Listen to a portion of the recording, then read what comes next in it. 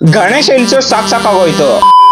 ಇವತ್ತೊಂದು ಗುರುಪ್ರೇಷ ಐತೆ ಅಂತ ನೀಟ್ ಟ್ರಿಮ್ ಮಾಡ್ಕೊಂಡು ಹಿಂಗ್ ಮಸ್ತಾಗಿ ರೆಡಿ ಅದ. ಕೆಳಗಡೆ ಬಂದ್ ನೋಡೋಷ್ಟು ನಮ್ ಸಿಲ್ಕಿ ಸಿಲ್ವರ್ ರೆಡಿಯಾಗಿ ನಿಂತ್ ಬಿಟ್ಟಿತ್ತು. ನಾವು ಇವಾಗ ಎಲ್ಲಪ್ಪ ಹೋಯ್ತಾ ಇರೋದು ಅಂದ್ರೆ KGF ಹತ್ರ ಇರೋ ಮಡಿವಾಳ.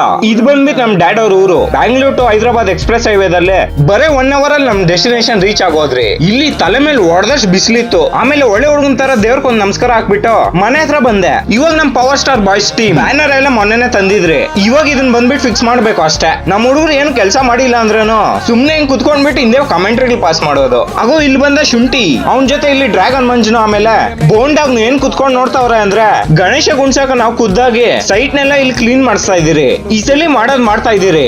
ಏನೋ ಒಂದ್ ದೊಡ್ಡದಾಗೆ ಮಾಡೋಣ. ನಮ್ ಬಾಯ್ಸ್ 12 ಗಂಟೆಗೆ ಫೋನ್ ಮಾಡ್ಬಿಟ್ಟು ಎಬ್ಬಿಸವ್ರೆ. ಕಾಡ್ಗೋಡಿದಲ್ಲಿ ಇವಾಗ ನಮ್ ಗಣೇಶ ಬಂದೈತೆ. ಇವಾಗ ಹೋಗ್ಬಿಟ್ಟು ಅದನ್ನ ಇಳ್ಸ್ಕೊಳ್ಬೇಕು.